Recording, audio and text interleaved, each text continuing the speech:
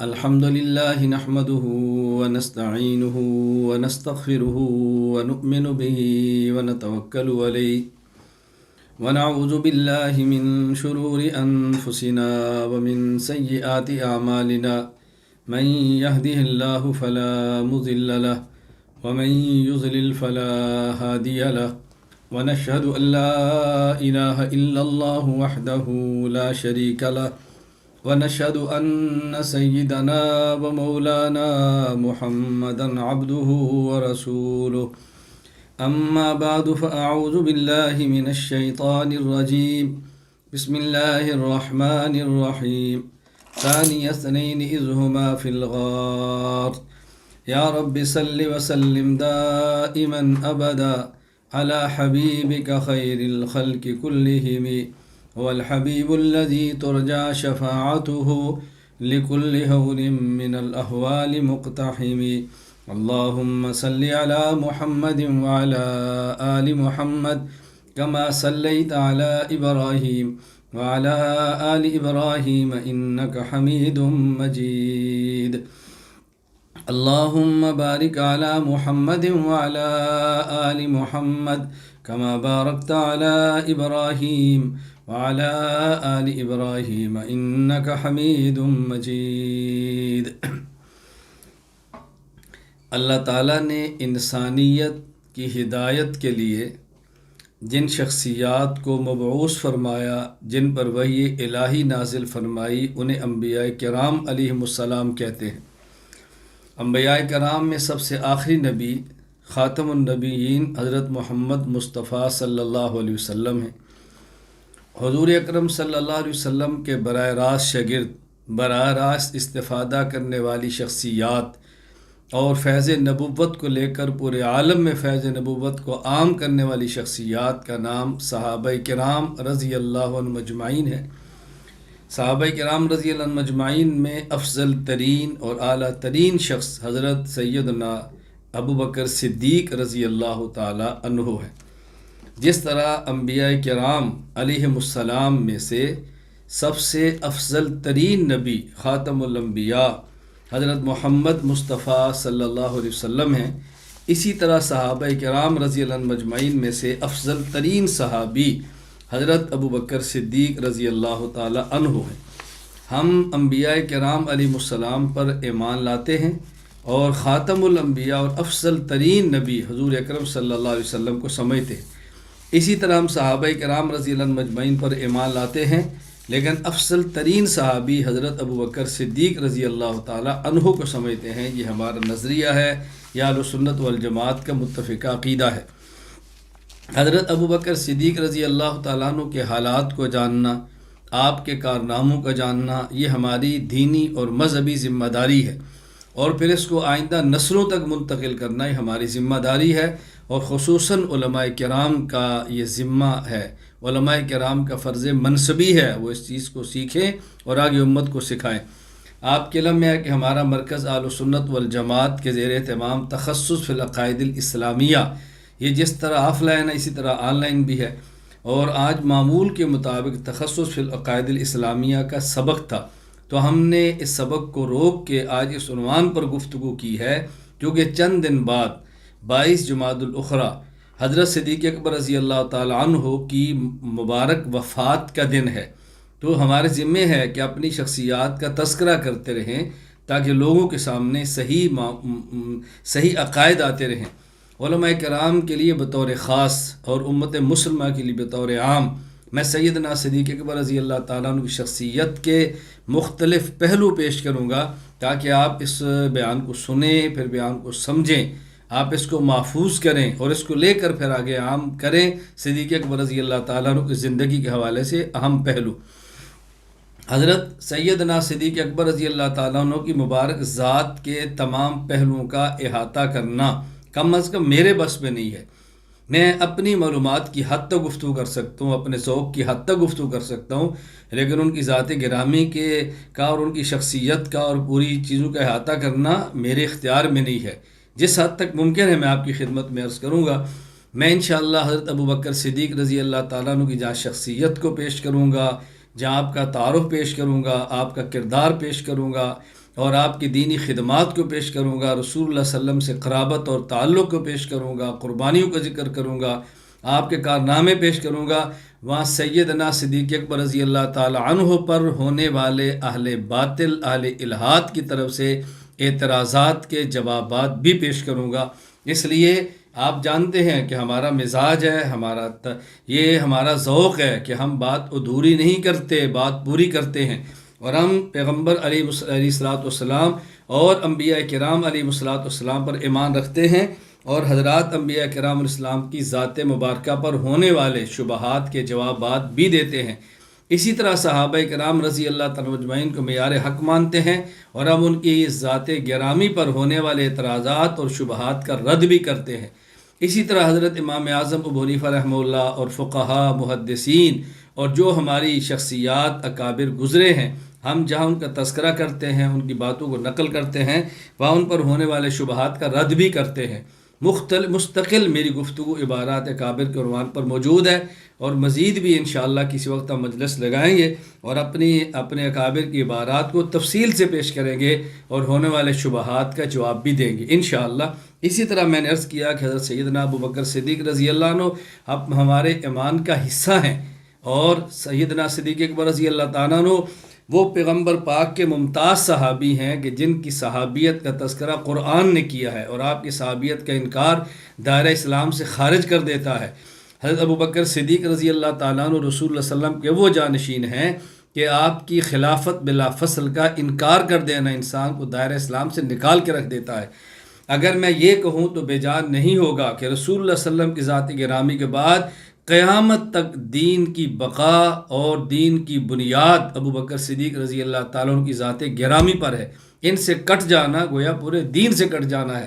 اس لیے حضرت ابو بکر صدیق رضی اللہ تعالیٰ ذات گرامی کو اسی طرح قوت اور طاقت کے ساتھ بیان کرنا ضروری ہے۔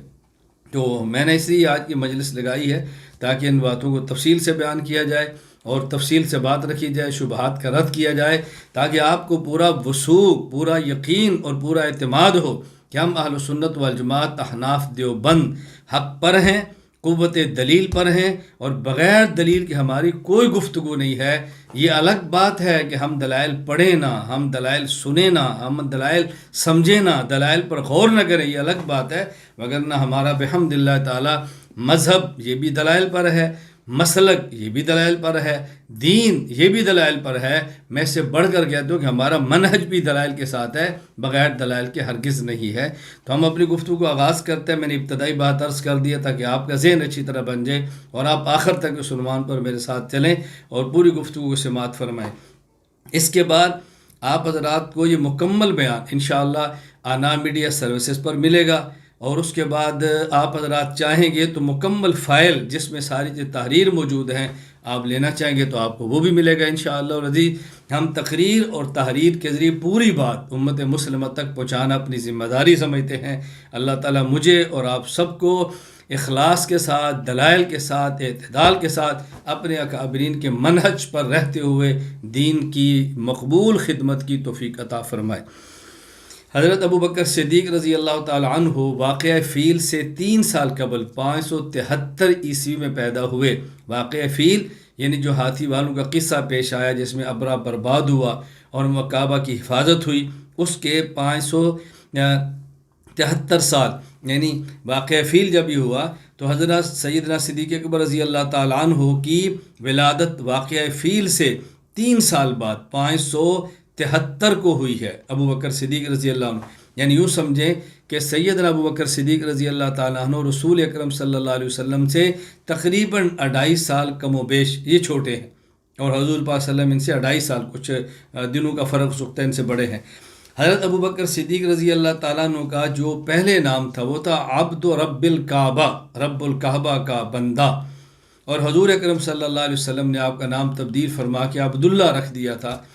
حضرت ابو بکر صدیق رضی اللہ تعالیٰ عنہ یعنی ایک آسمانی شخصیت ہے، اور آپ کے آسمان میں چرچے ہیں، تذکرے ہیں، آسمانی نام ہے ابو بکر صدیق رضی اللہ تعالیٰ عنہ کا۔ ہم اس پر تفصیل سے بات کریں گے انشاءاللہ۔ امام ابو العباس احمد بن عبداللہ بن محمد محب الدین الطبری رحمہ اللہ تعالیٰ وفات 694 ہجری، ان نے ریاض النظر فی مناقب العشرہ میں ایک عجیب روایت نقل کی ہے کہ حضور اکرم صلی اللہ علیہ وسلم فرماتے ہیں کہ ایک بار جبریل میرے پاس کھڑے تھے، ابو بکر صدیق کا وہاں سے گزر ہوا تو حضرت جبرائیل نے عرض کیا یہ تو ابو قحافہ ہیں، ابو قحافہ کے بیٹے ہیں، یہ تو ابو قحافہ کے بیٹے ہیں۔ تو حضور پاک صلی اللہ علیہ وسلم سے پوچھا جبرائیل کیا تم انہیں جانتے ہو؟ جبرائیل امین نے قسم اٹھا کر کہا، لفظ کیا ہے؟ قال والذی بعثک بالحق لہو فی السماء اشہر منہ فی الارض، یہ شخص زمین میں اتنا معروف نہیں جتنا آسمان کے اندر اس کی شہرت ہے۔ وَإِن نَسْمُ فِي السَّمَاءِ أَشْهَرُ مِنْهُ فِي الْأَرْضِ، زمین میں ان کا نام اتنا معروف نہیں جتنا آسمان کے اندر معروف ہے۔ وَإِن نَسْمُ فِي السَّمَاءِ الْحَلِيمِ، اور یہ وہ شخص ہے کہ آسمان میں اس کا نام حلیم ہے، بردبار، سمجھدار، حوصلہ مند، ان کو حلیم کہا جاتا ہے۔ حضرت ابو بکر صدیق رضی اللہ تعالیٰ عنہ کے والد کا نام تھا عثمان، کنیت ابو قحافہ، تو یہ ابو قحافہ عثمان کے بیٹے ہیں، ان کا قبیلہ بنو تیم ہے، نسب ان کا یوں ہے ابو بکر بن ابو قحافہ عثمان بن عامر بن عمر بن کعب بن سعد بن مرہ بن کعب بن لؤی بن غالب بن فہر القرشی التیمی۔ آپ کی والدہ ماجدہ کا نام ہے ام الخیر سلمہ، اور ان کا سلسلہ نسب ہے سلمہ بنت صخر بن عمر بن کعب بن سعد بن تیم۔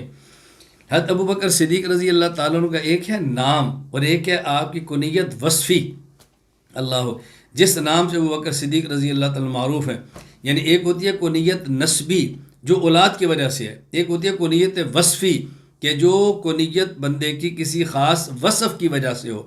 ابو بکر صدیق رضی اللہ تعالیٰ عنہ کنیت وصفی جو ابو بکر ہے یہ آپ کی کنیت وصفی ہے، خاص صفت ہے جس کی وجہ سے ان کو ابو بکر کہا جاتا ہے۔ اس کو سمجھنے کے لیے سمجھیں کہ بکر کا معنی کیا ہے۔ البکر کہتے ہیں پہل کرنا، ابتدا کرنا، الباکورہ کسی فصل کا، کسی درخت کا جو پہلا پھل ہے کہتے ہیں باکورہ، اور کسی موسم کی پہلی بارش ہو اسے کہتے ہیں المبکر۔ حتیٰ کہ وہ عورت جس کا ابھی تک نکاح نہ ہوا ہو اس کا نکاح ہونا ہو اور پہلی بار کو شخص حلال طریقے سے اس کو ملنے والا ہو، اس عورت کا نام ہوتا ہے الباکرہ، یعنی پہل کا نام یہ ہے۔ حضرت سیدنا ابو بکر صدیق رضی اللہ تعالی عنہ کو ابو بکر کہا جاتا ہے اس وجہ سے نہیں کہ آپ کی اولاد میں سے کسی کا نام بکر تھا، بلکہ اس وجہ سے کہ آپ ہر کام میں پہل کرنے والے تھے۔ بکر کا معنی ہے پہل اور ابو بکر کا معنی ہے پہل کرنے والا۔ عربی زبان میں جس طرح ابن باپ کے معنی میں آتا ہے اس طرح ابن والا کے معنی کے اندر بھی آتا ہے۔ ابن والا کے معنی کیا ہے؟ ابو بکر کا معنی پہل کرنے والا، اور ابو بکر صدیق رضی اللہ تعالیٰ عنہ وہ شخص ہیں کہ میں کتنی باتیں ان کی آپ کی خدمت میں عرض کروں کہ وہ کہاں کہاں پہل کرتے ہیں۔ میں چند ایک بطور مثال کی پیش کرتا ہوں۔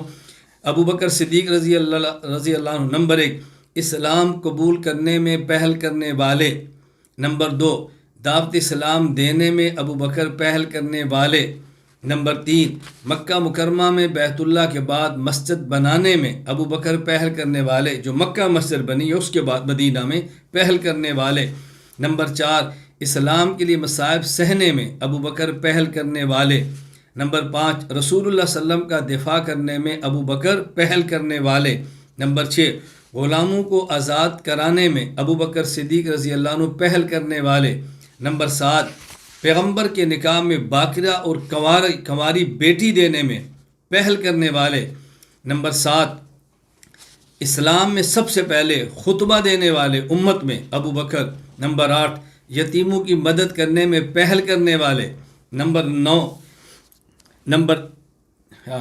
10 امیر حج بنائے جانے میں پہل کرنے والے، نمبر 11 مصلی نبوت پر امامت میں پہل کرنے والے، نمبر 12 نبی کریم صلی اللہ علیہ وسلم کی وفات کے وقت امت کو تسلی دینے میں پہل کرنے والے، نمبر 13 خلافت میں پہل کرنے والے، نمبر 14 نبی کریم صلی اللہ علیہ وسلم کے بعد عقیدہ حیات النبی کو بیان کرنے میں پہل کرنے والے، نمبر 15 منکرین ختم نبوت کی سرکوبی کرنے میں پہل کرنے والے، نمبر 16 مرتدین کے خلاف جہاد کرنے میں پہل کرنے والے، نمبر 17 مانعین زکوٰۃ کے خلاف قتال کرنے میں پہل کرنے والے، نمبر 18 قرآن کریم کو جمع کرنے میں پہل کرنے والے، نمبر 19 نبی کریم صلی اللہ علیہ وسلم کے پاس روضہ مبارک میں سب دفن ہونے میں پہل کرنے والے، سب سے پہلے دفن ہونے والے، نمبر 20 جنت میں امت میں سے سب سے پہلے جانے والے اور جنت کے جانے میں پہل کرنے والے ابو بکر ہیں۔ میں نے مختصر 20 آج چیزیں ایسی بتائی ہیں کہ جو معروف ہیں اور ابو بکر صدیق رضی اللہ تعالیٰ عنہ میں پہل کر رہے ہیں۔ تو آپ کا نام یہ کنیت ہے وصفی، اس کو ذہن میں رکھ لیں۔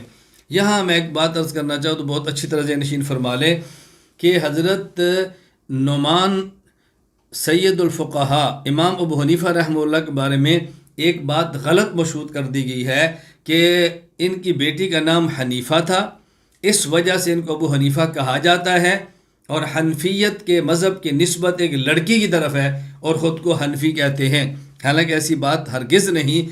حضرت امام اعظم ابو حنیفہ کا ایک بیٹا تھا جس کا نام حماد تھا، اس کے علاوہ نہ کوئی بیٹی نہ کوئی بیٹا۔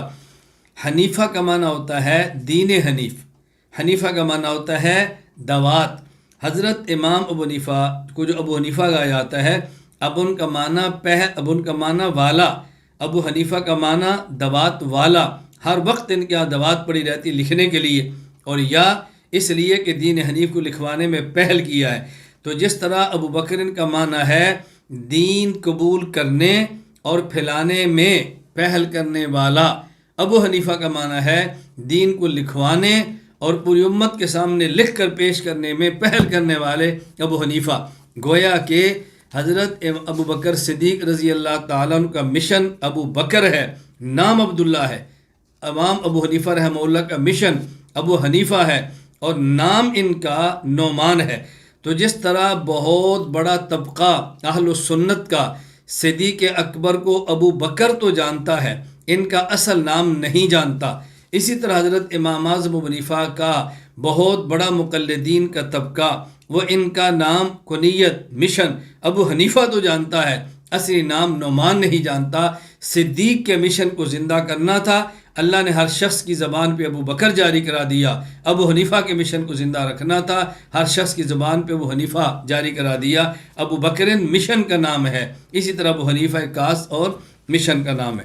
صدیق اکبر رضی اللہ تعالیٰ عنہ کے ایک القاب ہے، ان کا لقب صدیق بھی ہے، عتیق بھی ہے، اواہ بھی ہے، امیر الشاکرین بھی ہے، کئی القاب ہیں حضرت ابو بکر صدیق رضی اللہ تعالیٰ عنہ کے۔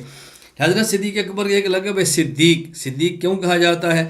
حضرت عائشہ رضی اللہ تعالیٰ فرماتی ہے رسول اللہ صلی اللہ علیہ وسلم کو جب معراج کی رات مسجد اقصیٰ سے لے جایا گیا، اللہ اکبر، آپ مکہ سے مسجد اقصیٰ، پھر وہاں سے آگے آسمان، پھر عرش، لمبی گفتگو ہے۔ انشاءاللہ العزیز میں ماہ رجب میں معراج کے عنوان پر تفصیل کے ساتھ گفتگو کروں گا، اور چند دن پہلے آپ کو اطلاع بھی کر دوں گا تو آپ کے علم میں ہو کہ اس موقع پر گفتگو ہونے والی ہے، آپ ابھی سے اس کو نوٹ فرما لیں۔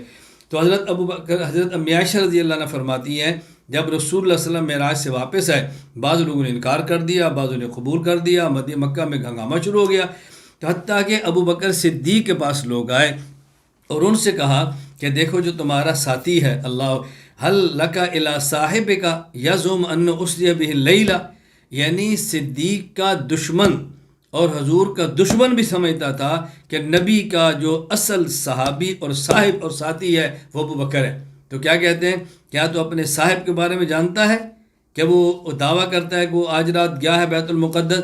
صدیق اکبر فرمایا کہ اوا قال ذلک، کیا انہوں نے کہا ہے؟ انہوں نے کہا جی بالکل۔ فرمایا لئن کان قال ذلک لقد صدق، اگر انہوں نے کہا ہے تو سچ کہا ہے۔ انہوں نے کہا تو بھی تصدیق کرتا ہے وہ رات کو گئے تھے؟ ابو بکر کہتے ہیں نعم، میں تو اس سے بھی بڑی باتوں کی تصدیق کرتا ہوں۔ تو اسی دن سے ابو بکر صدیق رضی اللہ عنہ کا نام پڑھ گیا فلذلک سمی ابو بکر صدیق، کہ یہ صدیق ہے جو تائید کرتا ہے رسول اکرم صلی اللہ علیہ وسلم کی۔ یا میں ایک جملہ کہا کرتا ہوں، بات اچھی طرح سمجھنا۔ رسول اللہ صلی اللہ علیہ وسلم معراج کی رات تشریف لے گئے، واپس آئے تو بعض لوگوں نے کہا ہم نہیں مانتے کیونکہ عقل میں نہیں آ رہا۔ ابو بکر صدیق نے کہا میں مانتا ہوں، کیوں؟ میں اپنے لفظوں میں سمجھانا چاہتا ہوں، کیوں؟ اس لیے کہ میں نے عقل کا کلمہ نہیں پڑھا، میں نے عقل والے پیغمبر کا کلمہ پڑھا ہے۔ تو صدیق اکبر رضی اللہ تعالیٰ عنہ نے عقل کو قربان کیا نبوت پر، ابو جہل اینڈ کمپنی نے نبوت کی بات کو چھوڑا عقل کی بنیاد پر۔ میں آج یہ بات کہتا ہوں، جو شریعت کو، نقل کو، نبی کی بات چھوڑتے عقل کی بنیاد پر، ابو جہل کے بیٹے ہیں، اور جو عقل کو چھوڑ دے پیغمبر کی بات پر وہ ابو بکر صدیق کے بیٹے ہیں۔ ہم عقل نہیں دیکھتے، ہم نقل دیکھتے ہمارے پیغمبر نے کیا فرمایا ہے۔ صدیق ان کا لقب صدیق تھا۔ ایک المعجم الکبیر للطبرانی میں حدیث نمبر 14 ہے، حضرت ابو یحییٰ فرماتے ہیں کہ میں علی رضی اللہ عنہ سنو فرماتے تھے قسم اٹھا للہ انزل اسم ابی بکر من السماء صدیق، ابو بکر کا نام صدیق اللہ نے آسمان سے نازل کیا۔ تو ان کا ایک لقب صدیق بھی تھا۔ ایک لقب ان کا حضرت علی رضی اللہ تعالیٰ ایک بات ارشاد فرمایا کرتے، سنن ابن ماجہ حدیث نمبر 1395، حضرت ابی طالب فرماتے ہیں کنت اذا سمعت من رسول اللہ حدیثا ینفعنی، اللہ اکبر، مجھے کوئی شخص اللہ کے نبی کی بات بتاتا تو میں قسم دے کر پوچھتا کہ حضور نے فرمایا ہے، حضور نے فرمایا، کہتا جی ہاں، تو میں مانتا۔ وَإِنَّ أَبَا بَكْرٍ حَدَّثَنِي وَصَدَقَ ابو بکر، اور جب ابو بکر کو بات کہتے تو میں کہتا سچ ہے، پھر میں قسم لے کر نہیں پوچھتا تھا کیا بات کی ہے کہ نہیں، یوں صدیق اکبر علی کی صداقت کے گواہ ہیں۔ ایک آپ کا لقب تھا عتیق، ام المومن امی عائشہ رضی اللہ تعالیٰ کی روایت جامع ترمذی حدیث نمبر 3679 فرماتی ہیں حضرت ابو بکر صدیق رضی اللہ تعالیٰ عنہ رسول اللہ صلی اللہ علیہ وسلم کی خدمت میں حاضر ہوئے تو آپ نے فرمایا انت عتیق اللہ من النار، ابو بکر تم جہنم کی آگ سے آزاد ہو۔ فسمی بیوم جن سمی عتیقن، اسی دکر سے ابو بکر کا لقب صدیق بھی پڑ گیا، اسی دن سے آپ کا لقب عتیق پڑ گیا، نام عتیق رکھ چل پڑا، یہ شخص جہنم کی آگ سے آزاد ہے۔ میں اس پر آگے ایک عجیب واقعہ بھی پیش کروں گا، حضرت کے نام عتیق ہونے پر، آپ کے لقب عتیق ہونے پر آگے میں انشاءاللہ آپ کی خدمت میں پیش کرتا ہوں، بلکہ اگر میں اسی کے ساتھ کر دوں تو بہت مناسب ہوگا، آگے پھر بھی اس پر بات کریں گے انشاءاللہ۔ حضرت ابو بکر صدیق رضی اللہ تعالیٰ کا ایک لقب عتیق بھی تھا، ذہن نشین کرنا، اللہ کے نبی نے فرمایا کہ ابو بکر انت عتیق اللہ من النار۔ اچھا، آپ ایک لقب اواہ بھی تھا۔ ہر ابراہیم نخعی رحمہ اللہ فرماتے ہیں الطبقات الکبریٰ میں موجود ہے کان ابو بکر یسمی الاواہ لرأفتہ ورحمتہ، ابو بکر کو اواہ بھی کہتے ہیں۔ اواہ کیوں؟ یہ نرم دل تھے، رحم دل تھے، اواہ کہتے ہیں جس کا دل نرم ہو۔ اور یہ آپ کا لقب امیر الشاکرین بھی تھا۔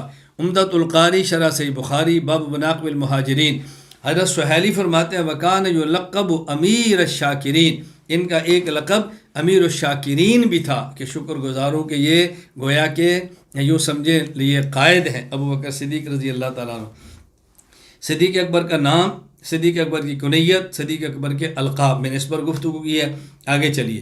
صدیق اکبر کا بچپن دیکھیں، یہ ایسا عجیب شخص تھا کہ جس نے بچپن میں بھی شرک نہیں کیا اور زمانہ جاہلیت میں بھی شرک کے اندر نہیں گیا، عجیب شخص تھا۔ حضرت ابو ہریرہ رضی اللہ تعالیٰ عنہ نے فرمایا کہ مہاجرین اور انصار جمع تھے رسول اللہ صلی اللہ علیہ وسلم کے بعد، حضرت ابو بکر صدیق رضی اللہ تعالیٰ عنہ نے کہا یا رسول اللہ انی لم اسجد لصنم قط، میں نے بچپن میں بھی اور آج تک کبھی کسی بت کی پوجا نہیں کی۔ اور پھر ایک واقعہ بڑا عجیب بیان کیا، یہ واقعہ ارشاد الساری شرح صحیح بخاری باب اسلامی بکر صدیق حدیث نمبر 3857 میں موجود ہے، ذرا واقعہ سنیں۔ ابو بکر صدیق رضی اللہ تعالیٰ فرماتے ہیں میں بچہ تھا، میرے والد ابو قحافہ نے مجھے پکڑا اور بت خانے میں لے گئے، معبد میں، اور وہاں جا کر مجھے کہا ہذہ آلہتک، یہ تیرے خدا ہیں، ان کی پوجا کر۔ مجھے چھوڑا اور چلے گئے۔ کہتے ہیں میں بت کے قریب ہوا تو میں نے پوچھا انی جائع فاطعمنی فلم یجبنی، میں بھوکا ہوں مجھے کھانا کھلاؤ، کوئی جواب نہیں ملا، بچپن۔ پھر میں نے کہا انی عار فاکسونی فلم یجبنی، میرے پاس کپڑا نہیں مجھے کپڑا پہناؤ، کوئی جواب نہیں ملا۔ فاخذت صخرہ، میں نے ایک پتھر کو لیا، انی ملقن علی، کہا یہ صخرہ اس پتھر پر پھینکا، فإن كنت إلها فامنع نفسك فلم يجبني، میں نے کہا تو خدا ہے تو خود کو بچا لے، مجھے پھر بھی کوئی جواب نہیں ملا۔ فالقيت عليه الصخرة فخر لوجهي، میں نے اس کو مارا پتھر اور وہ گرا منہ کے بل۔ پھر کہتے ہیں میرے والد تشریف لے آیا آگے تو مجھے کہا ما هذا يا بني، میرے بیٹے کیا کر رہے تو، بچوں یہ کیا ہو رہا ہے؟ میں نے کہا هو الذي ترى، جو ہو رہا ہے آپ آنکھوں سے دیکھ رہے ہیں۔ مجھے والد نے پکڑا اور اپنی امی کے پاس لے، میری والدہ کے پاس لائے اور والدہ کو ساری بات بتائی کہ دیکھیں یہ وہ بچہ ہے، میں نے کیا کیا، اسے ہمارے خداؤں کو مار دیا، رگڑ کے رکھ دیا ہے۔ تو صدیق اکبر فرماتے ہیں کہ میری والدہ نے کہا داؤ، اس کو چھوڑ دو۔ فَهُوَ الَّذِي نَاجَانِيَ اللَّهُ تَعَالَى بِهِ، جب اس کی پیدائش کا وقت تھا تو اللہ کی طرف سے مجھے کچھ آواز آئی تھی، چھوڑ دیا۔ صدیق اکبر کہتے ہیں میں نے والدہ سے پوچھا یا امّا ما الذی، وہ کیا چیز ہے، ناجا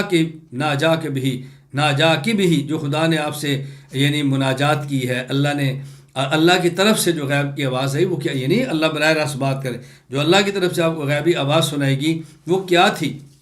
فرماتی ہے لیلۃ اصابنی المخاض لم یکن عندی احد فسمعت ہاتفا، کہ جب پیدائش کا وقت تھا، درد ذیل مجھے شروع ہو گیا، تمہاری ولادت کا وقت تھا، کوئی میرے پاس نہیں تھا، میں بہت پریشان تھی، وہاں میں نے ایک آواز سنی، آواز کیا تھی؟ یا امۃ اللہ علی التحقیق ابشری بالولد العتیق اسمہ فی السماء الصدیق لمحمد صاحب و رفیق۔ ان اشعار کو یاد کرو، اپنے بچوں کو یاد کراؤ، ہماری مائیں بہنیں اس کو یاد کریں اور پڑھیں اس کو۔ یا امۃ اللہ علی التحقیق ابشری بالولد العتیق اسمہ فی السماء الصدیق لمحمد صاحب و رفیق۔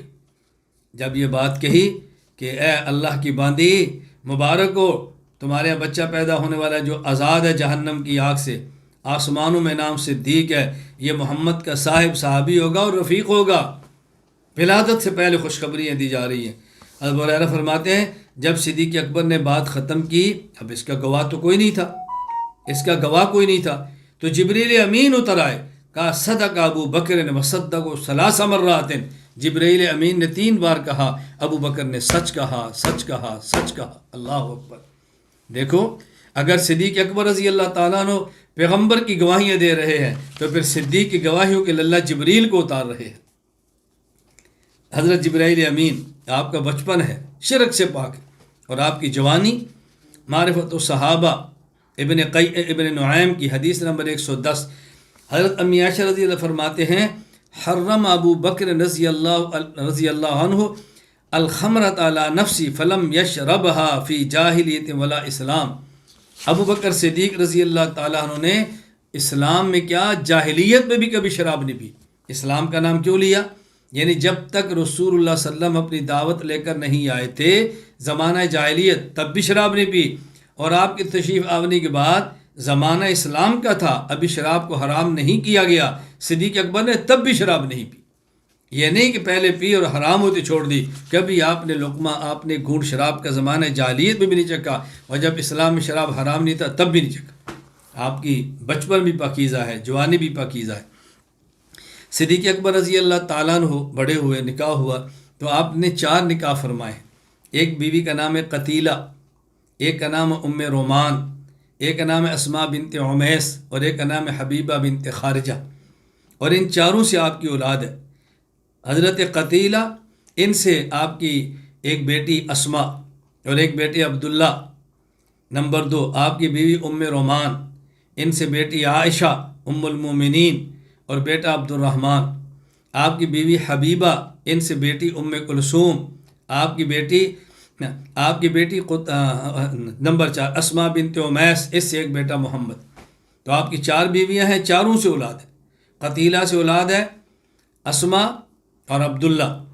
آپ کی بیوی ام رومان، ان سے اولاد ہے بیٹی عائشہ، بیٹا عبد الرحمن۔ بیوی اسماء بنت عمیس اور بیٹے کا نام محمد، بیوی حبیبہ بنت خارجہ اور بیٹی کا نام ام کلثوم۔ صدیق اکبر کی 4 بیویاں اور 4 سے اولاد۔ حضرت ابو بکر صدیق رضی اللہ تعالیٰ عنہ نے جب کلمہ پڑھا، اسلام لائے، یہ واقعہ بہت عجیب ہے، سننے والا ہے۔ ابن عساکر نے تاریخ دمشق میں نقل کیا ہے۔ حضرت ابو بکر صدیق رضی اللہ تعالیٰ عنہ تاجر تھے، شام میں گئے، آپ نے خواب دیکھی، وہاں ایک عیسائیوں کے عالم تھے جنہیں راہب کہتے ہیں، بحیرہ راہب۔ آپ نے ان کو اپنی خواب سنائی، اس نے پوچھنا من این انتا، تو کہاں سے ہے؟ آپ نے فرمایا من مکہ، میں مکہ سے ہوں۔ کہا من ایہا، کس قبیلہ سے ہے؟ کہا من قریش، قبیلہ قریش ہے۔ فعیش انتا، تو کرتا کیا ہے؟ کہا تاجرون، میں تجارت کرتا ہوں۔ یہ جب چند ایک سوال پوچھے، کہاں سے ہے، قبیلہ کون سا ہے اور کیا کرتا ہے، پھر کہا ان صدق اللہ رؤیاک، جو تو نے خواب بتائی ہے، اللہ نے اگر تیری خواب کو سچا کیا تو یہ یاد رکھنا فَإِنَّهُ سَيَبْعَثُ نَبِيًّا مِّن قَوْمِكَ، تمہاری قوم میں ایک نبی آئے گا، اللہ تکون وزیرہ فی حیاتہ وخلیفتہ بعد موتہ، جب وہ اس دنیا میں ہوگا تو اس کا وزیر ہوگا، جب وہ اس دنیا کو چھوڑ جائے گا تو اس کا جانشین ہوگا۔ اللہ اکبر، تو اس کا جانشین ہوگا۔ فَأَسَرَّ ابو بکر رضی اللہ تعالیٰ عنہ هذه حتى بعث النبی صلی اللہ علیہ وسلم، صدیق اکبر نے اس خواب کو کبھی کسی کے سامنے ذکر نہیں کیا، اپنے دل میں تعبیر کو چھپا کے رکھا، حتیٰ کہ حضور تشریف لے آئے، دعوی نبوت فرما دیا۔ صدیق اکبر کے یا محمد مت دلیل علی ما تدعی، اے محمد آپ کے دعوی نبوت پہ دلیل کیا ہے؟ فرمایا الرؤیا التی رأیت بالشام، اللہ اکبر، صدیق میرے دعوی نبوت پہ دلیل وہ خواب ہے جو تو نے شام میں دیکھی ہے اور یہاں آ کر مجھ سے سوال کیا ہے۔ فعانقہ، صدیق نے حضور سے معانقہ کیا، وقبل بین عینی، حضور کی آنکھوں کے درمیان بوسہ لیا اور کہا اشہد ان لا الہ الا اللہ واشہد انک رسول اللہ، میں گواہی دیتا ہوں اللہ کے علاوہ کوئی معبود نہیں اور آپ اللہ کے سچے رسول ہیں، کلمہ پڑھ لیا۔ کیا عجیب واقعہ ہے سیدنا صدیق اکبر کا۔ ابن عساکر نے عجیب لفظ استعمال کیا ہے، کہتے ہیں کان اسلام ابو بکر رضی اللہ عنہ شبیہم بوحی من السماء، صدیق اکبر کا اسلام ایسے ہے جیسے وحی آسمانی کے مشابہ ہے، یوں لگتا ہے کہ جیسے وحی کی طرح اسلام۔ کیا صدیق اکبر کے اسلام کا واقعہ ہے۔ یہاں ایک شبہ اور اس کا جواب ذرا ذہن نشین فرما لے، کیونکہ میں نے سارے شبہات کو اڑانا ہے، آپ جانتے ہیں ہماری طبیعت کو۔ آپ کہیں گے ہم نے آج تک یہ سنا کہ صحابہ کرام میں سے ابو بکر صدیق وہ صحابی ہیں جنہوں نے رسول اللہ صلی اللہ علیہ وسلم سے دلیل کا مطالبہ نہیں کیا اور بغیر دلیل اور معجزے کے مطالبہ کے کلمہ پڑھا ہے، اور آج ہم سن رہے ہیں کہ ابو بکر صدیق بھی کلمہ لا رہے لیکن دلیل کے بعد لا رہے۔ تو کیا وہ بات ٹھیک نہیں تھی یا یہ ٹھیک نہیں تھی؟ میں نے کہا توجہ سے بات سمجھنا، جو کہتے ہیں صدیق اکبر ایمان لائے بغیر دلیل کا مطالبہ کیے، بغیر معجزہ دیکھے، وہ بھی ٹھیک کہتے ہیں۔ اور ابن عساکر کی روایت کے مطابق میں جو کہتا ہوں کہ آپ کلمہ پڑھا، آپ نے کلمہ پڑھا، ایمان لائے دلیل نبوت کو دیکھ کر، مانگ کر، پوچھ کر، یہ بھی ٹھیک ہے۔ فرق کیا ہے؟ ایک ہوتا ہے کسی سے دلیل مانگنا ضد، اناد، ٹکر کی وجہ سے، ایک ہوتا ہے دلیل مانگنا عقیدت اور محبت کی وجہ سے۔ میں مثال دیتا ہوں، بات سمجھیں۔ آپ ایک جلسے میں آتے ہیں اور ایک بچہ وہاں قرآن پڑھتا ہے، آپ اس کو قرآن بہت پسند آتا ہے، آپ پوچھتے ہیں بیٹا آپ نے قرآن کس استاد سے پڑھا ہے؟ دیکھیں سوال ہے نا۔ اور ایک شخص آپ کے آتا ہے، قرآن آپ سنتے ہیں، لہجہ بھی ٹھیک نہیں، تلفظ بھی ٹھیک نہیں، غلط پڑھتا ہے، آپ اس سے پوچھتے ہیں بیٹا آپ نے قرآن کس استاد سے پڑھا ہے؟ اب دیکھو سوال تو ایک ہی ہے نا، لیکن پہلے سوال کا مقصد عقیدت، محبت، تعلق ہے، ماشاءاللہ کس استاد سے پڑھا ہے، یہ خوبی ہے۔ اور دوسرے سے سوال وہ داد نہیں ہے، وہ عقیدت نہیں ہے، وہ الجھن ہے، ٹینشن ہے، تکلیف ہے کہ تو نے کس بندے سے قرآن پڑھا ہے، کیسا قرآن پڑھتا ہے۔ اب دیکھو سوال تو ایک ہی ہے نا، طرز بدل گئی، توجہ رکھنا۔ اب حضرت ابو بکر صدیق جو حضور سے عرض کر رہے ہیں حضور آپ کے دعوی نبوت پہ دلیل کیا ہے، یہ طنز، تنقید، اٹیک، اعتراض کچھ بھی نہیں ہے، یہ عقیدت اور محبت کی بنیاد پر ہے کہ حضور آپ نے دعوی نبوت پیش کیا۔ سبحان اللہ، آپ کیسے فرماتے ہیں میں نبی ہوں؟ فرمایا میں کیسے کہتا ہوں الدلیل علی ما ادعی رؤیا کاللتی رأیت فی الشام، میرے دعوی نبوت پہ دلیل وہ خواب ہے جو ابو بکر تو نے شام میں دیکھی ہے۔ صدیق اکبر مچل گئے، محبت تو پہلے سے تھی، عقیدت تو پہلے سے تھی، اور عقیدت نے امنڈ آئی۔ فعانقہ، معانقہ کیا، وقبل بین عینی، پیغمبر کی پیشانی کا بوسہ لیا، اور صدیق نے کلمہ پڑھ لیا۔ سبحان اللہ۔ میں مزید آگے چل کے اس میں بات عرض کروں گا۔ صدیق اکبر رضی اللہ تعالیٰ نے وہ شخص ہیں، یاد رکھنا، صدیق اکبر وہ شخص ہیں جس دن کلمہ پڑھا، نبوت کے دامن سے صحابی بن کر وابستہ ہوئے، سب سے پہلے پیغمبر کا بوسہ لیا، آپ کی پیشانی کا بوسہ لیا۔ اور جب رسول اللہ صلی اللہ علیہ وسلم دنیا سے جا رہے ہیں اور صدیق الوداعی ملاقات کر رہا ہے، اس وقت بھی صدیق نے حضور کا بوسہ لیا۔ اللہ اکبر۔ جب آپ پیغمبر کے دامن سے وابستہ ہیں تو بوسہ لے کر ہیں، جب حضور کو دنیا سے رخصت کر رہے ہیں تو بوسہ لے کر رخصت کر رہے ہیں۔ صدیق کا عجیب حضور صلی اللہ علیہ وسلم سے محبت اور عجیب عشق تھا۔ حضرت ابو بکر صدیق رضی اللہ تعالیٰ کلمہ پڑھا، صحابی بن گئے۔ صحابی بھی کیسے؟ امام احمد بن حنبل فضائل الصحابہ حدیث نمبر 268 میں فرماتے ہیں ان اول من اسلم من هذه الامه برسول اللہ خدیجہ وأول رجلين أسلما أبو بكر الصدیق وعلی وإن أبا بکر اول من أظهر اسلاما. فرماتے ہیں سب سے پہلے پیغمبر پر ایمان لانے والی عورت خدیجہ ہے، کلمہ پڑھنے والے ابو بکر اور علی ہیں، اور اسلام کا اظہار کرنے میں پہل کرنے والے وہ ابو بکر ہیں. آپ نے 4 قسم کی روایات سنی ہوگی. ابو حنیفہ کو سنیں. ابو حنیفہ کا مزاج دیکھیے، امام اعظم حنیفہ رحمہ اللہ کس طرح حدیث میں تطبیق فرماتے ہیں. کسی نے کہا سب سے پہلے کلمہ پڑھنے والے ابو بکر، کسی نے کہا سب سے پہلے کلمہ پڑھنے والے علی، کسی نے کہا سب سے پہلے کلمہ پڑھنے والے زید، کسی نے کہا سب سے پہلے کلمہ پڑھنے والی خدیجہ. ابو بکر فرماتا ہے چاروں ٹھیک ہیں. یہ دیکھیں کہ مرد بالغوں میں سب سے پہلے کلمہ کس نے پڑھا؟ ابو بکر ہے. بچوں میں کلمہ پہلے کس نے پڑھا؟ علی ہے. غلاموں میں پہلے کلمہ کس نے پڑھا؟ زید ہے. خواتین میں پہلے کلمہ کس نے پڑھا؟ خدیجہ ہے. اپنی جگہ پر چاروں ٹھیک ہے. یہ ہے حنفیت، یہ ہے امام ابو حنیفہ، یہ ہے دین کا فہم، یہ ہے دین کی سمجھ. امام حنیفہ رحمۃ اللہ علیہ بہت باکمال انسان تھے. حضرت صدیق اکبر رضی اللہ تعالیٰ نے کلمہ پڑھ لیا. اب اس وقت کلمہ پڑھنے کا معنی تکالیف کو دعوت دینا، مصائب کو دعوت دینا، دکھ و درد کے سامنے کھڑا ہونا ہے. آج اسلام کا نام لینا بہت آسان ہے. یہ صدیق اکبر کی محنت ہے، صحابہ کرام کی محنت ہے، نبوت کی قربانیاں ہیں. اور اس دور میں کلمہ پڑھنا تو یوں تھا، آپ آگ کو انگاروں پہ رکھنا، انگارے کو شاید ہتھیلی پہ رکھنا سہل ہوگا اور کلمہ پڑھنا مشکل ہوگا. اس دور میں صدیق نے کلمہ پڑھا ہے اور کھل کے پڑھا ہے، اعلان کیا اپنے اسلام کا. حضرت ام المومن امی عائشہ رضی اللہ تعالیٰ عنہ فرماتی ہے، یہ حدیث ابن کثیر السیرۃ النبویہ میں لائے ہیں. عجیب ہے. کہتے ہیں جب کچھ لوگ جمع ہوئے، تقریباً یہ 38 کے قریب تھے. ابو بکر صدیق رضی اللہ تعالیٰ یعنی تقریباً 38 کے لگ بھگ لوگ کلمہ پڑھ چکے تھے، مسلمان ہو چکے تھے، اسلام قبول کر لیا تھا. اور ابو بکر صدیق رضی اللہ تعالیٰ عنہ الح ابو بکر علی رسول اللہ فی الظہور، صدیق اکبر مصر تھے اللہ کے نبی اسلام کا اظہار کر دو، خفیہ کلمہ نہ پڑھے، سب کو بتا دو، اعلانیہ کلمہ پڑھ لے. حضور نے کہا ابو بکر انا قلیل، ہم تھوڑے ہیں.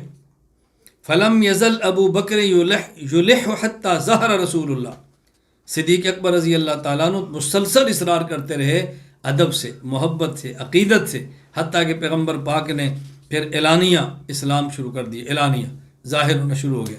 پہلے تو حضور نے تنہا اظہار کیا تھا نا، اور صحابہ کلمہ پڑھ رہے تھے چھپ چھپ کے.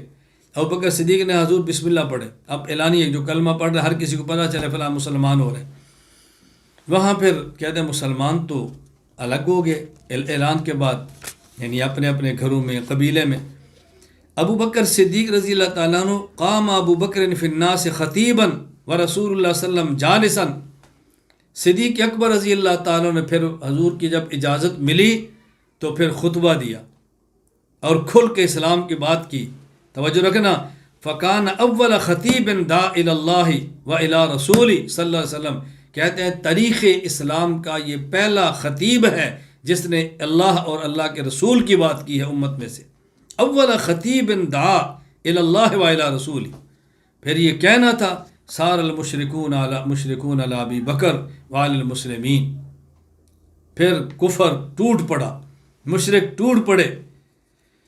فضربوا فی نواحی المسجد، جو مسجد میں وہاں موجود تھے صحابہ کرام، مشرکین نے بہت مارا. اور صدیق اکبر کو تو اتنا مارا، کہتا ہے روندا، ضرب ضربا شدیدا. اور عتبہ بن ربیعہ بےایمان جوتے لے کر آپ کے ناک پر رگڑتا، ایسے جیسے ناک کو چپٹا کر دیا. اس قدر اس غریز انسان نے مارا. صدیق اکبر کے پیٹ پر بیٹھ گیا، صدیق اکبر کے چہرہ پہ چالنا مشکل ہو گیا. بنو تمیم آئے، ان کے قبیلے کے لوگ تھے، صدیق اکبر کو بچایا اور ان کو اٹھایا اور اٹھا کے صدیق اکبر کو گھر تک پہنچایا. اب ان کو شک تھا کہ شاید کہ ابو بکر فوت ہی نہ ہو جائے. ثم رجعت بنو تمیم فدخل المسجد وقالوا والله لئن مات ابو بکر. اب بنو تمیم نے کہا اگر ابو بکر اس حالت میں مر گئے لنقتلن عتبہ، ہم عتبہ بن ربیعہ کو مار دیں گے. کلمہ تو نہیں نے پڑھا تھا لیکن کہا تو ہم بدلہ لیں گے اگر تم نے ہمارے خاندان کے بندے کو مارا. ادھر کیا کر رہا ہے، ابو بکر کی طرف آئے. حد ابو بکر صدیق رضی اللہ تعالیٰ عنہ تھے، اچھا ابو قحافہ تھے، بنو تمیم تھے. صدیق اکبر کو سمجھا رہے ہیں دیکھو مشکل وقت ہے، سہنا بہت مشکل ہے، تم ایسا نہ کرو۔ وہ جو اتنی باتیں کرتے رہے، حضرت صدیق نے ایک ہی جملہ بولا، ما فعل رسول اللہ، حضور کی کیا حالت ہے، حضور کے سال میں صلی اللہ علیہ وسلم۔ انہوں نے بہت اس کو برا سمجھا، فمسوا منہ بألسنتہم وعدلوہ ثم قاموا قالوا لأمی، زبان سے برا بلا کہا کیسا شخص ہے یہ، چلے گئے۔ ان کی والدہ سے کہا کچھ اس کو کھلاؤ پلاؤ، کچھ اس کا خیال رکھو، چلے گئے۔ وہ چلے گئے۔ اب ان کی والدہ ہے، صدیق اکبر ہے، صدیق اکبر ماں سے بار بار پوچھتے ہیں ما فعل رسول اللہ، حضور کی کیا حالت ہے، اللہ کے نبی کے سال میں ہے۔ والدہ نے کہا واللہ ما لی علم بصاحبک، مجھے نہیں پتا تیرا ساتھی کس حال میں ہے، اللہ اکبر، مجھے نہیں پتا۔ اب دیکھو یہ بھی کہتی ہے صدیق اکبر کا ساتھی محمد ہے، مجھے نہیں پتا کس حال۔ صدیق اکبر نے کہا تم جاؤ خطاب کی بیٹی ام جمیل کے پاس جاؤ، ان سے پوچھو۔ یہ وہاں گئی، ان سے پوچھا تو کہ ماحول بہت خوف کا تھا، انہوں نے کہا میں نہیں جانتی محمد اور تیرے بیٹے کو، میں جانتی نہیں ہوں۔ پھر کہ اگر کہو تو میں تمہارے ساتھ چلتی ہوں، بات ٹال دی، میں جا کے سمجھاتی ہوں۔ آئیں ابو بکر صدیق بعد ام جمیل، اور انہوں نے چیخ کر کہا ان لوگوں نے تجھے مارا ہے، یہ فاسق ہے، کافر ہے، بے ایمان ہے، بڑی زیادتی کی ہے، اللہ ان سے بدلہ لے گا۔ یہ ساری بات سننے کے بعد ابو بکر نے پوچھا ما فعل رسول اللہ، مجھے بتاؤ کہ حضور کا کیا حال ہے، اللہ کے نبی کس حال میں، مجھے یہ بتاؤ۔ ایک ہی بات ہے ما فعل رسول، مجھے بتاؤ حضور کس حال میں ہے۔ میں ایک بات کہا کرتا ہوں، اس آسمان کے سورج نے صدیق سے بڑا اس زمین پر حضور کا عاشق نہیں دیکھا رضی اللہ تعالیٰ، فنا فی الرسول ہے، مجھے یہ بتاؤ حضور کا کیا حال ہے صلی اللہ علیہ وسلم۔ انہوں نے کہا تمہاری امی سن رہی ہے جو کچھ ہو رہا ہے، امی کو تمہاری کو پتہ ہے۔ فلا شیء علیک منہا قالت، پھر والدہ نے کہا صالح میں صحیح ہے، ٹھیک ہے ٹھیک ہے۔ فأین ہوا، ہیں کہاں پر وہ، انہوں نے کہا وہ دار ابن ارقم میں۔ صدیق اکبر کہنے لگے فإن للہ علی اللہ اذوق طعاما ولا اشرب شرابا او آتا رسول اللہ صلی اللہ علیہ وسلم او آتی رسول اللہ صلی اللہ علیہ وسلم، میں تب تک نہ کھاؤں گا نہ پیوں گا یہاں تک کہ میں حضور صلی اللہ علیہ وسلم کی خدمت میں چلا جاؤں، حضور کو دیکھ لوں۔ ان دونوں نے اٹھایا، سہارا دیا، صدیق اکبر وہاں لے کر گئے، وہاں جانا تھا، نبی پاک صلی اللہ علیہ وسلم کے پاس پہنچے، فَأَكَبَّ عَلَيْهِ رسول اللہ فَقَبَّلَهُ، حضور صدیق کے اوپر یوں آئے اور صدیق کا بوسہ لیا، وَأَكَبَّ عَلَيْهِ الْمُسْلِمِينَ، پھر مسلمان بھی آگے، بہت رقت جاری ہو گئی۔ نبی پاک صلی اللہ علیہ وسلم کا بہت دل بہت غمزدہ ہوا ابو بکر صدیق رضی اللہ تعالیٰ عنہ کی اس حالت کو دیکھ کر۔ اس حالت کو دیکھا صدیق اکبر رضی اللہ تعالیٰ عنہ کہ اس تکلیف کو دیکھا اور رقت طاری ہو گئی، تو صدیق اکبر نے کہا یا رسول اللہ میری ماں باپ آپ پر قربان ہوں، مجھے آپ کوئی تکلیف نہیں، بس میں نے آپ کو صحیح سالم دیکھا، میری ساری تکلیفیں ختم ہو گئی۔ یہ تھے ابو بکر صدیق رضی اللہ تعالیٰ عنہ جو یوں کھلے عام اسلام کا اظہار کر رہے۔ یہاں ایک بات بڑی اچھی طرح سمجھو، یہ بات کہی جاتی ہے حضرت عمر بن خطاب رضی اللہ عنہ اس قدر دلیر تھے، عمر بن خطاب آئے تو انہوں نے فرمایا یہ نمازیں چھپ کر کیوں، عمر نے کلمہ پڑھا ہے نمازیں کھل کر حرم میں ہوں گی، ہم اس کو مانتے ہیں، ہم عمر کے دیوانے ہیں، حضرت عمر کی جرأت کے معتقد ہیں، لیکن یہ دیکھو ابو بکر صدیق رضی اللہ تعالیٰ عنہ کون ہے؟ صدیق اکبر کان اول خطیب دعا الی اللہ و رسولی، صدیق بھی پہلے شخص ہیں جس نے کفر کے مجمع عام میں کھڑے ہو کر اللہ کی توحید اور پیغمبر کی نبوت کی بات کی ہے۔ میں اگر یہ کہوں تو بے جانی ہوگا کہ حضرت عمر بن خطاب اگر ابن ارقم کے دار ارقم کے گھر سے اعلانیہ مسجد میں نماز کو لانے والے ہیں، تو ابو بکر ایک مخفی دعوت کو اعلانیہ حرم میں بیان کرنے والے ہیں، ابو بکر صدیق رضی اللہ عنہ، اور دونوں ہمارے سر کے تاج ہیں، دونوں کا اپنا اپنا مزاج ہے، دونوں کا اپنا اپنا مقام ہے۔ محرم کے موقع پر وہاں بھی ہم تفصیل سے بات کریں گے انشاءاللہ۔ حضرت صدیق اکبر کی اس تکلیف اور مشقت کے باوجود دعوت اسلام کا نتیجہ کیا تھا؟ عشرہ مبشرہ میں سے 5 صحابی حضرت عثمان، طلحہ بن عبید اللہ، زبیر بن عوام، سعد بن ابی وقاص، عبد الرحمن بن عوف صدیق اکبر کی دعوت پر کلمہ پڑھ کے مسلمان ہوئے، عثمان بن مظعون، ابو عبیدہ بن جراح، سلمہ بن عبد الاسد، ارقم بن ابی ارقم، یہ صدیق اکبر کی دعوت پر آئے۔ یہاں میری بات اچھی طرح سمجھ دو، میں ساتھ ساتھ کچھ باتیں سمجھا دوں، توجہ دینا۔ کلمہ اسلام پڑھنے کے بعد اور دین اسلام کو سمجھنے کے بعد، نبوت کے دامن سے وابستہ ہونے کے بعد، صدیق اکبر رضی اللہ تعالیٰ عنہ کی سب سے اہم فکر اور سب سے اہم سوچ یہ تھی کہ کون سا شخص مکہ مکرمہ میں ایسا ہے جو صاحب حیثیت ہے اور جس کے کلمہ پڑھنے سے اسلام کو قوت ملے گی، وہ کون ہے، میں اس کو حضور کے دامن سے وابستہ کر دوں۔ یہ صدیق کی بات سمجھ آئی اور اس پر صدیق اکبر نے کام کیا۔ میں آج بھی آپ سے کہتا ہوں، اگر کام کی حقانیت کا یقین ہو تو انسان اپنے اوپر اس بات کو سوار کر لے کہ ہم امت کے ہر فرد کو ہم کس طرح اپنے کاج کے ساتھ جوڑ سکتے ہیں۔ یہ مشن صدیقی ہے، یہ صدیقی مزاج ہے۔ حضرت ابوبکر صدیق نے کیا کام اور کر کے دکھایا۔ پھر حضرت ابوبکر صدیق رضی اللہ تعالیٰ عنہ، یہ تو آپ کی جان کی قربانی تھی، مار کھانا، لوگوں کو دین پر لانا۔ پھر صدیق اکبر نے جو مال نبوت پر پیش کیا، ذرا اس کو بھی سنیں۔ حضرت ابو ہریرہ رضی اللہ تعالیٰ عنہ فرماتے ہیں، یہ سنن کبریٰ للنسائی کی روایت ہے، حدیث نمبر 8056، کہتے ہیں رسول اللہ صلی اللہ علیہ وسلم فرمایا، ما نفعنا مال ابی بکر قال فابو بکر وقال وهل انا ومالی الا لک۔ حضور اکرم نے فرمایا، ما نفعنا مال ابی بکر، جس قدر ابو بکر کے مال سے ہمیں فائدہ پہنچا ہے اس طرح کسی شخص کے مال سے ہمیں فائدہ نہیں پہنچا۔ سب سے زیادہ ابو بکر کے مال نے ہمیں فائدہ دیا ہے۔ یہ سننا تھا۔ صدیق اکبر رو پڑے، فبکا ابو بکر، رو پڑے، اور کیا کہا؟ وَهَلْ أَنَا وَمَالِي إِلَّا لَكَ، اللہ کے نبی، میں اور میرا مال ہے ہی آپ کا، میں اور میرا مال ہے ہی آپ کا، یہ سب ہے ہی آپ کے لیے۔ یعنی آج ہم کسی کے لیے تھوڑی سی قربانی دے دیں، جتاتے باز نہیں آتے، ہم کسی کے اوپر 2 پیسے خرچ کر لیں، ہم پھولے نہیں سماتے۔ اور صدیق اکبر کون ہے؟ اپنی جان داؤ پہ لگائی، اپنا سارا مال نبوت کے قدموں میں ڈالا، اور پھر بھی کیا کہتے ہیں؟ حضور میں اور میرا مال ہے ہی آپ کا، میں اور میرا مال ہے ہی آپ کا۔ اللہ اکبر۔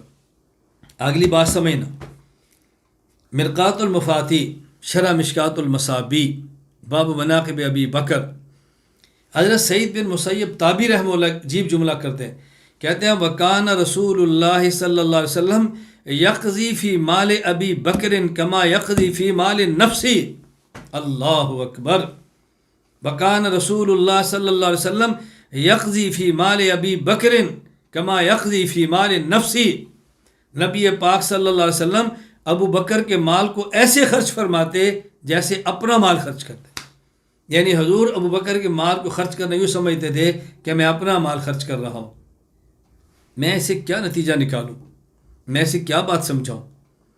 اگر میں کسی اپنے سے بڑے کے ساتھ وابستہ ہوں اور مجھے اللہ نے مالی وسعت دی ہے تو مجھے صدیق اکبر کا کردار ادا کرنا چاہیے کہ میرا مال آپ کا ہے، آپ جب چاہیں اپنا مال سمجھ کر خرچ کریں۔ آپ یہ سمجھیں کہ یہ مال میرا ہے، جس کے پاس پڑا ہے اس کو دے دو، اس کو دے دو، فلاں کر دو، ایسے کر دو۔ یہ صدیقی مزاج ہے، یہ ہے صدیق اکبر کا مزاج۔ اپنی جان بھی فدا ہے، اپنا مال بھی فدا ہے، اور حضور سمجھتے رہے ابو بکر کا مال میرا مال ہے۔ صدیق اکبر رضی اللہ تعالیٰ عنہ اپنے مال کو کہاں خرچ کیے؟ مکہ مکرمہ میں اسلام قبول کر کے مشقتیں برداشت کرنے والے صحابہ، تکلیفوں میں مبتلا صحابہ، صدیق کیسے ان کو چن چن کے آزاد کرا رہے ہیں۔ بلال حبشی، عامر بن فہیرہ، ابو فکیہہ، سیدہ لبینہ، سیدہ زنیرہ صدیق اکبر کے مال سے آزاد ہوئے ہیں، اور ان دکھوں کی پیسنے والی چکیوں سے نکلے ہیں۔ وہ کس قدر صدیق کو دعائیں دیتے ہوں گے، آپ سوچ سکتے ہیں ذرا۔ صدیق اکبر رضی اللہ تعالیٰ عنہ کا پھر مساکین پہ خرچ کرنا عجیب آپ کا مزاج تھا۔ جس کو مالی طور پہ کمزور دیکھا لٹا دیا مال اس کا۔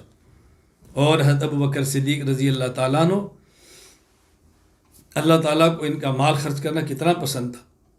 معروف واقعہ ہے، حضرت امی عائشہ رضی اللہ تعالیٰ عنہ پر تہمت لگی، کچھ نازیبہ جملے حضرت مستح کے زبان سے بھی نکلے۔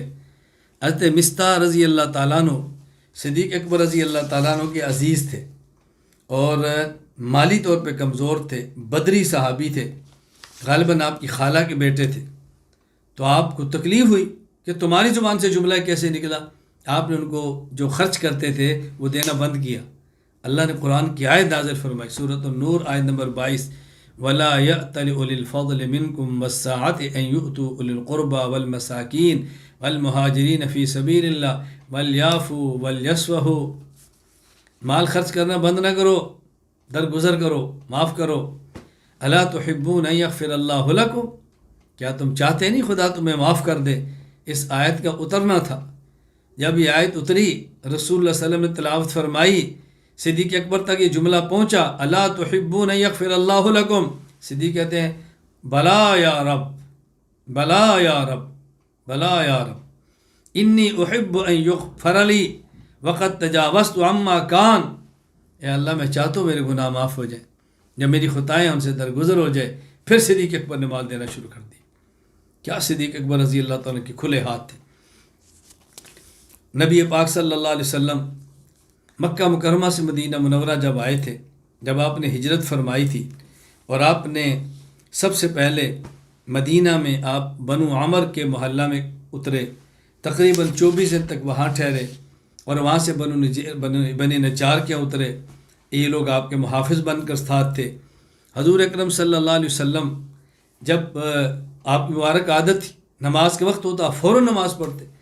رسول اکرم صلی اللہ علیہ وسلم نے جب حضرت ابو ایوب انصاری کے گھر میں آئے، مدینہ منورہ میں پڑاؤ کا آئے، ہجرت تھی مستقل رہنے کی نیت سے، تو آپ کا ارادہ تھا یا مسجد کی تعمیر ہو، تو آپ نے وہاں ارشاد فرمایا بنو نجار کو، یا بنی نجار سأمنو،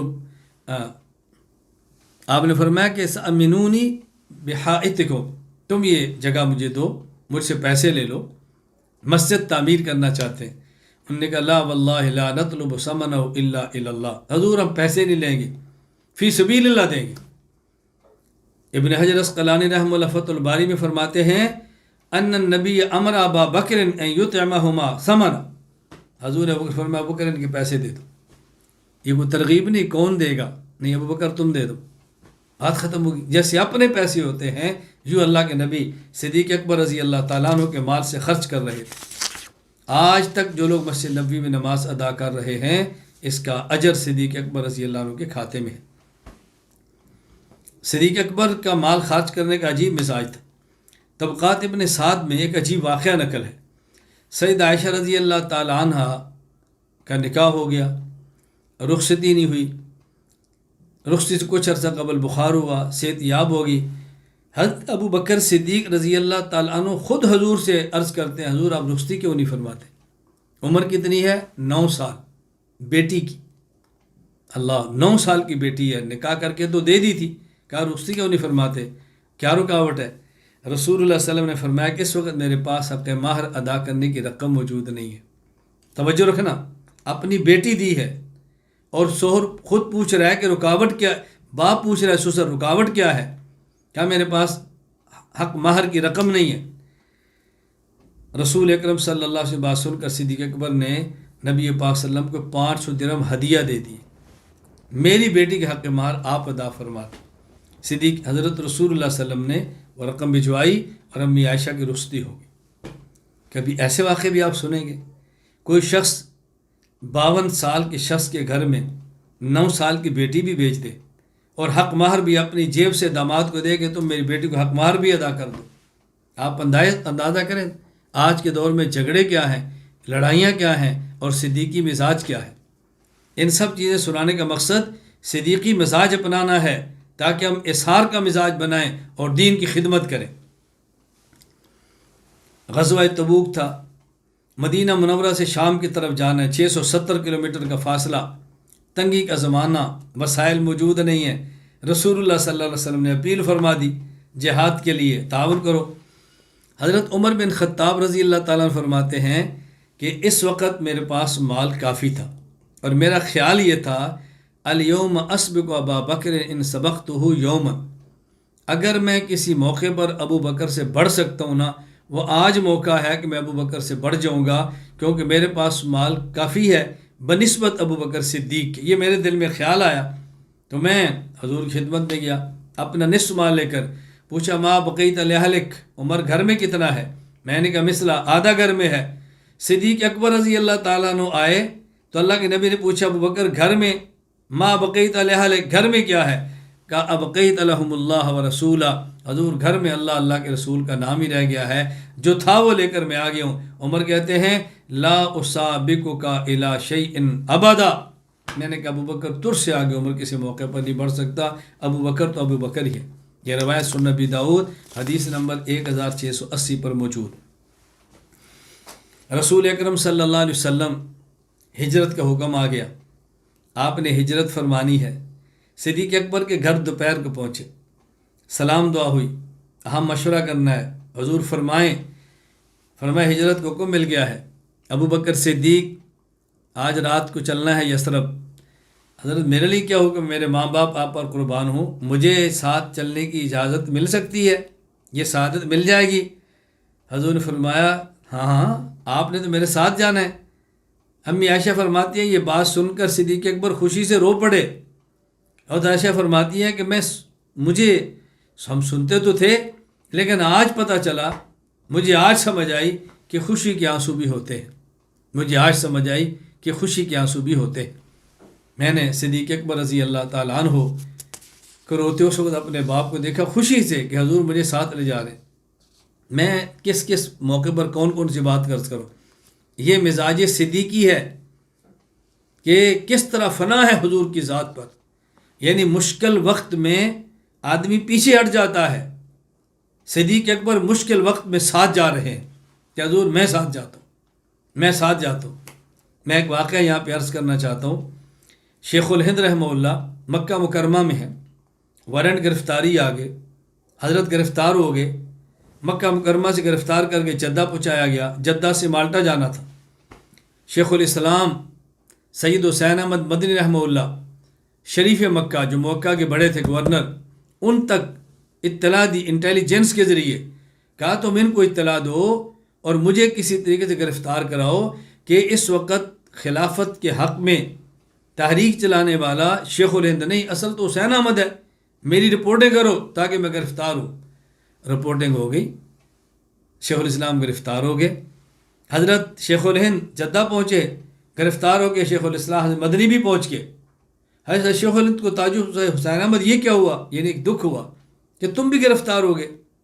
حضرت خاموش ہو گئے، اب شاگرد استاد کے ساتھ جا رہا ہے۔